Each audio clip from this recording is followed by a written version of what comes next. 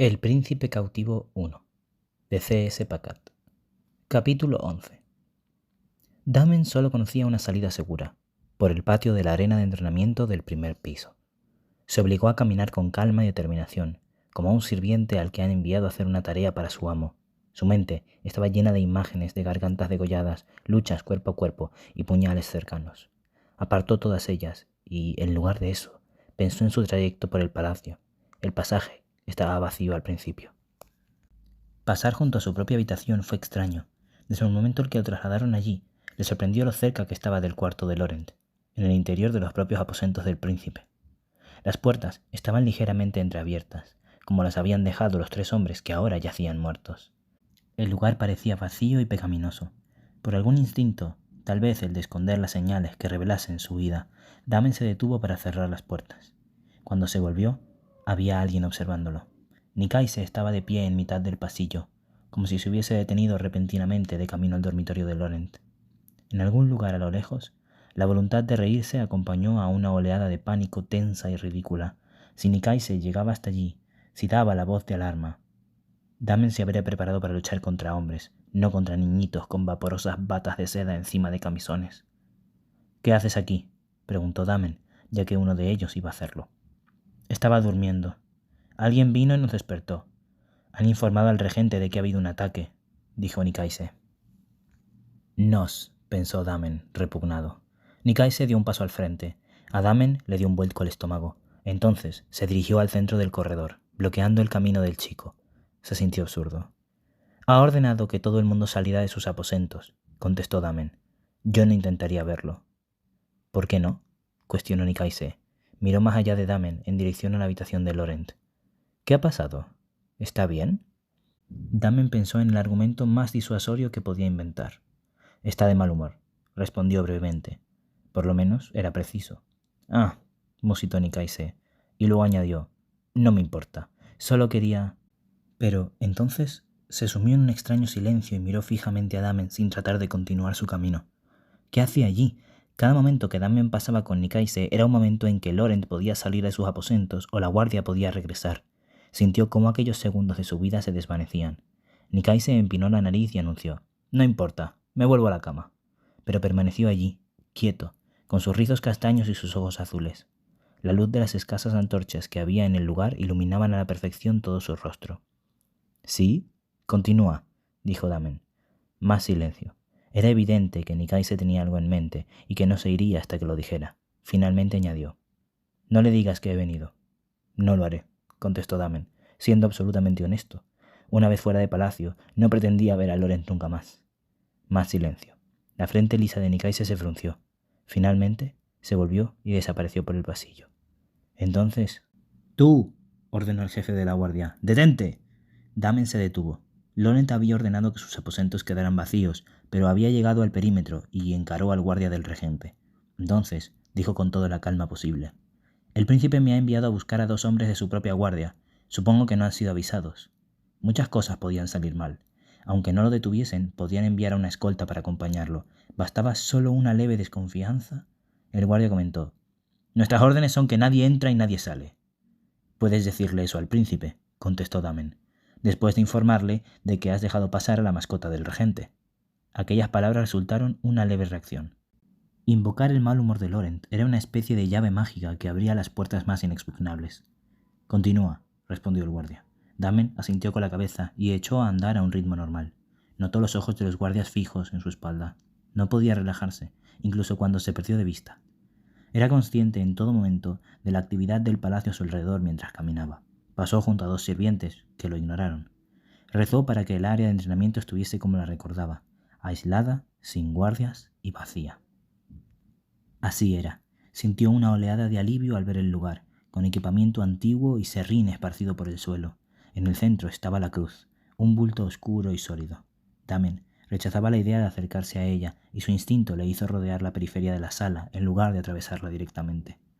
Aunque no le gustaba nada su reacción, se tomó unos momentos preciosos para caminar hasta la cruz y palpar el sólido madero vertical. Sintió el material inmóvil bajo su mano. De algún modo, había esperado ver la cobertura acolchada, oscurecida por el sudor o la sangre, algún signo de cuánto había acontecido allí. Pero no había nada. Levantó la vista hacia el lugar donde Laurent había estado y lo había mirado. No había ninguna razón para haber puesto en la bebida de Laurent aquella droga en particular si solo habían tenido intención de incapacitarlo. La violación, por lo tanto, debería haber precedido al asesinato. Damen no tenía ni idea de si habían tenido la intención de que fuera un participante o un mero observador. Ambas ideas lo enfermaban. Su destino, como supuesto autor del crimen, probablemente habría sido más prolongado que el de Laurent. Habría sufrido una ejecución lenta y dolorosa delante de una multitud. Drogas y un trío de agresores. Un chivo expiatorio, llevado para ser sacrificado.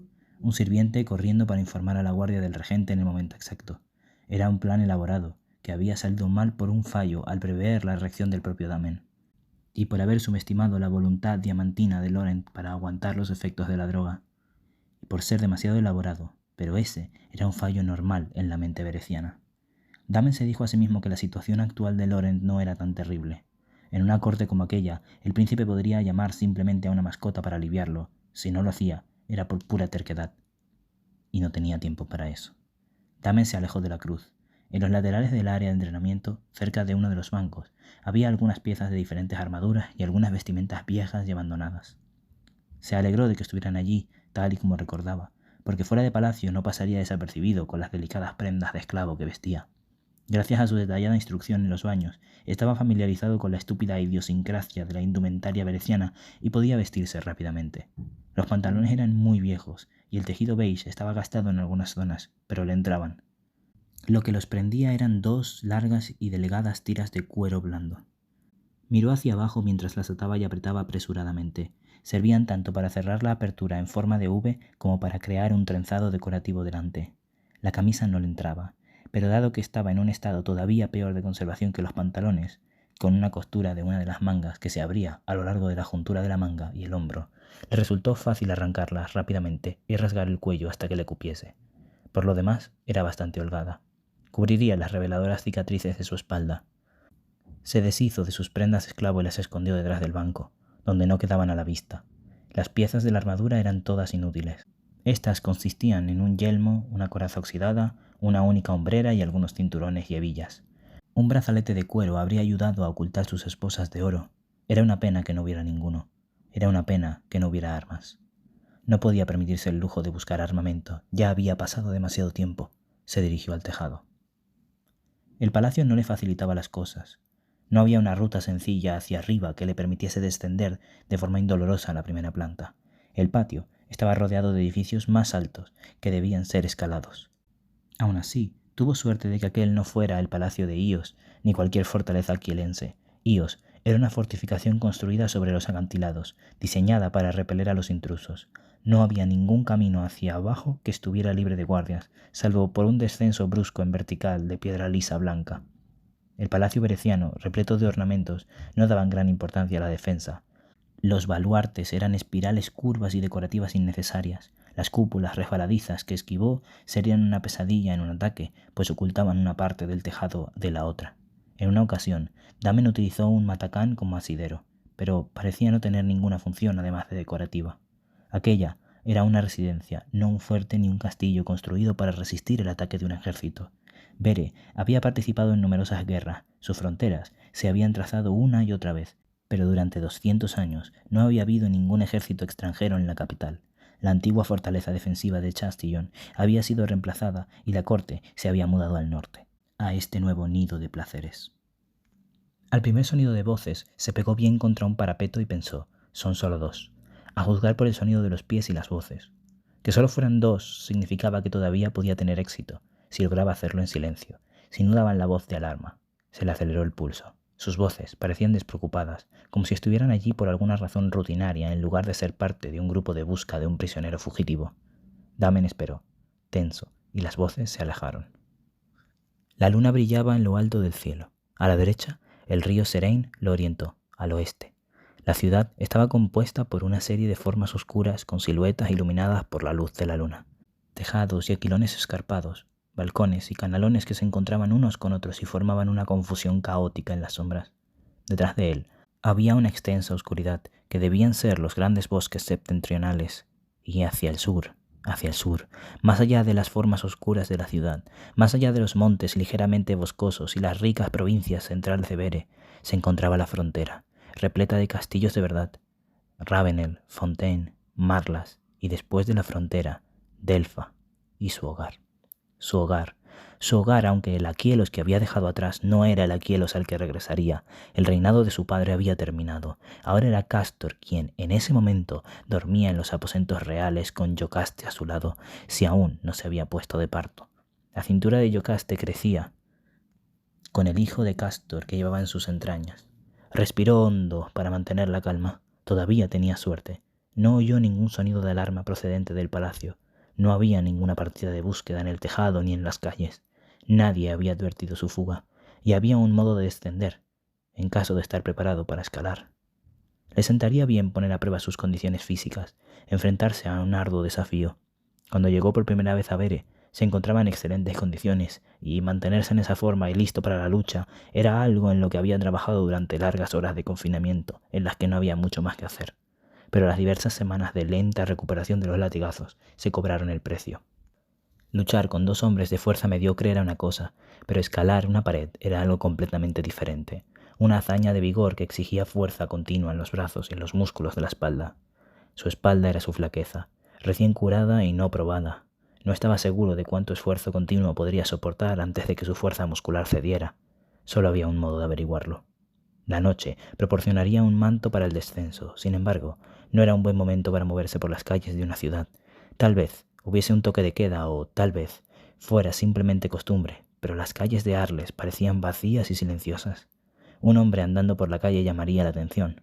Por el contrario, la luz grisácea del amanecer, con el movimiento y la agitación que le acompañaban, sería el momento perfecto para encontrar la manera de salir de la ciudad. Quizá podría empezar a moverse incluso más temprano, cerca de 1 hora antes del amanecer. Era un momento activo en cualquier ciudad. Pero primero tenía que bajar. Después de eso, un rincón oscuro de la ciudad, un callejón o, si la espalda se lo permitía, un tejado, sería un lugar ideal para esperar hasta que el ajetreo mañanero iniciase. Estaba agradecido de que los hombres del tejado del palacio se hubieran marchado y de que las patrullas todavía no hubiesen salido. Pero las patrullas aparecieron.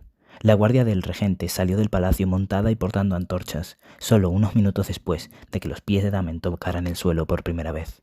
2 docenas de hombres, a caballos, divididos en 2 grupos, exactamente la cantidad justa para despertar a una ciudad. Los cascos golpearon las piedras de la calzada, los faroles se encendieron, las ventanas se abrieron con gran estrépito. Se oían gritos de queja. En las ventanas se veían caras que refunfuñaban somnolientas hasta que volvían a desaparecer. Damen se preguntó quién había dado finalmente la voz de alarma.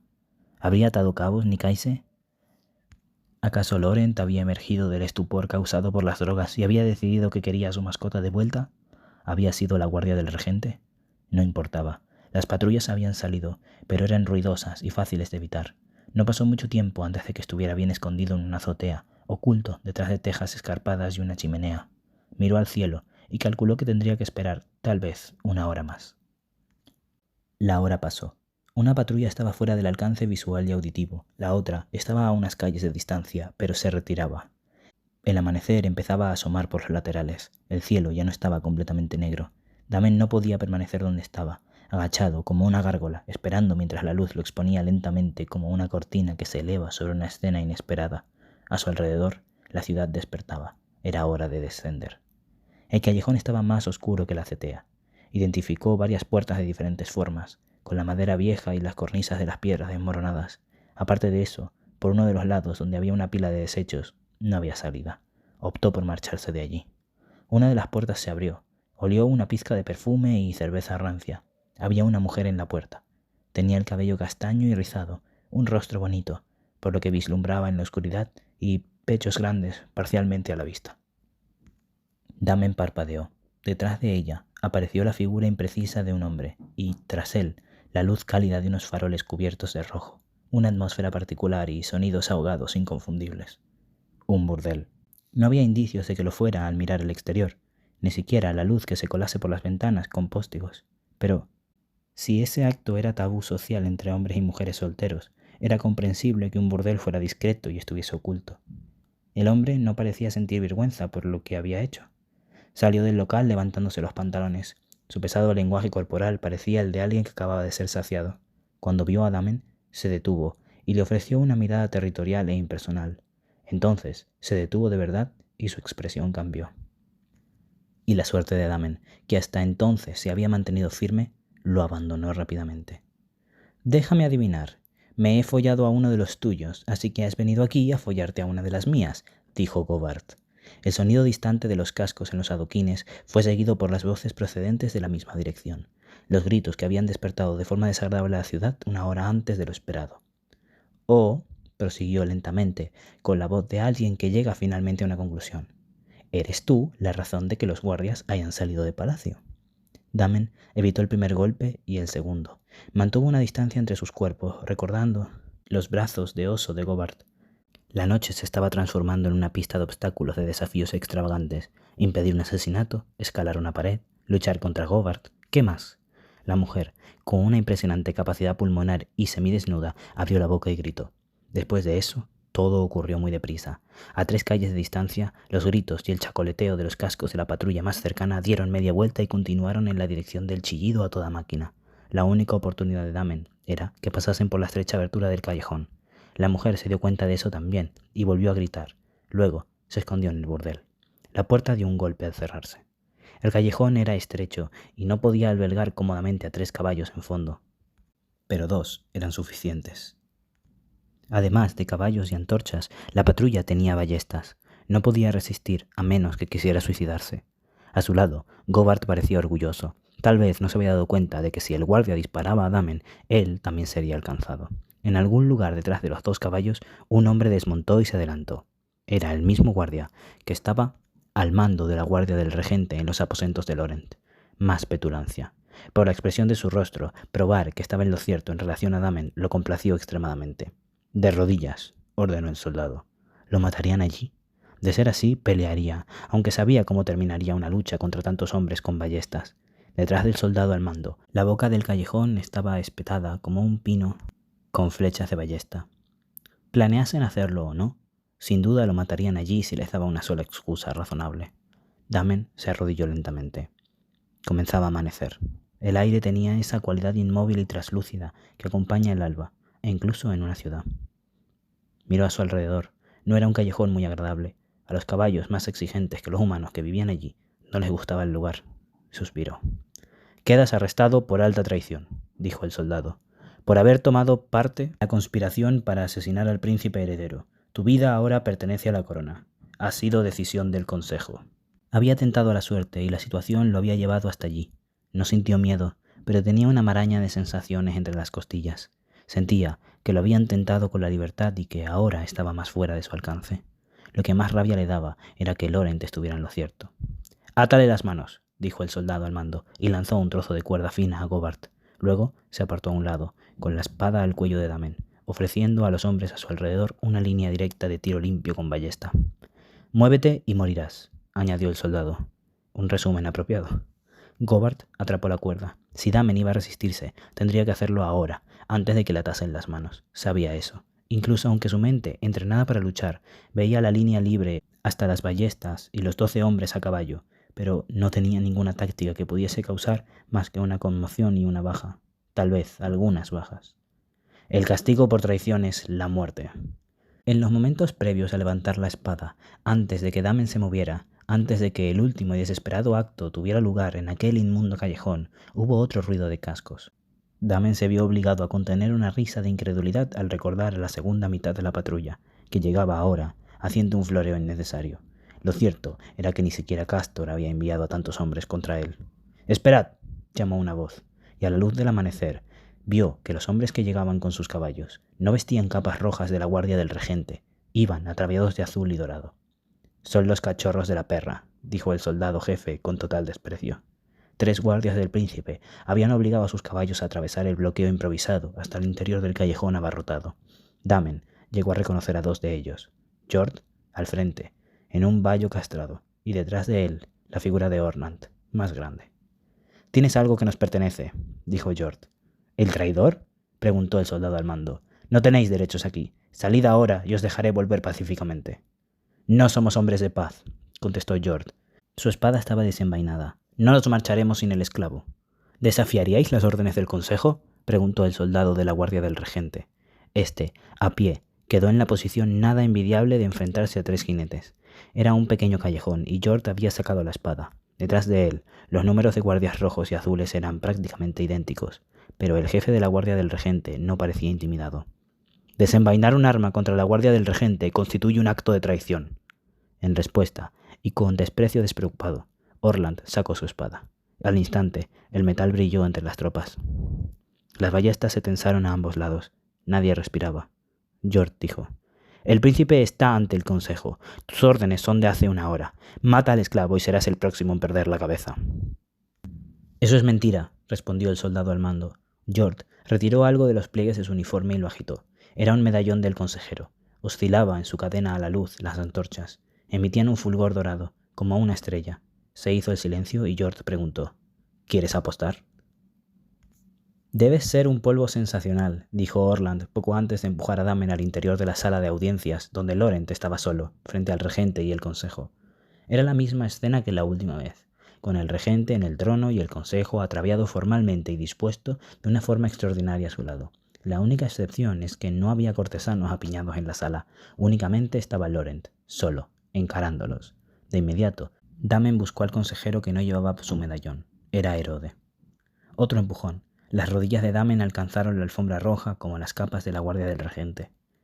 Estaba bien cerca de una parte del tapiz donde un jabalí era lanceado bajo un granado repleto de frutos. Levantó la vista. «Mi sobrino te ha defendido de manera muy persuasiva», dijo el regente, y luego, haciéndose eco de las palabras de Orland de forma extraña, añadió: «Debes tener un encanto oculto. Tal vez sea tu físico lo que encuentra tan atractivo, o tienes otros talentos». Laurent contestó con una voz fría y calmada: «¿Sugerís que lleve al esclavo a mi cama? Es indignante. No es más que un soldado bruto del ejército de Castor». El príncipe había asumido una vez más su insoportable autocontrol y estaba vestido para una audiencia formal. No parecía lánguido, ni tenía los ojos somnolientos, ni la cabeza apoyada contra la pared, como Damen lo había visto por última vez. El puñado de horas que habían transcurrido desde la fuga de Damen habían bastado para que los efectos de la droga hubiesen desaparecido. Probablemente, aunque, por supuesto, no había forma de saber cuánto tiempo había estado Laurent en aquella sala, discutiendo con el consejo. ¿Solo un soldado? Y aún así has descrito la extraña circunstancia en la que 3 hombres han invadido tus aposentos para atacarlo, respondió el regente. Miró a Damen brevemente. «Si no se acuesta contigo, ¿qué estaba haciendo tus aposentos tan tarde en la noche?» La temperatura, ya fría, cayó pronunciadamente. «No me acuesto con el sudor nauseabundo de los hombres aquilienses», dijo el príncipe.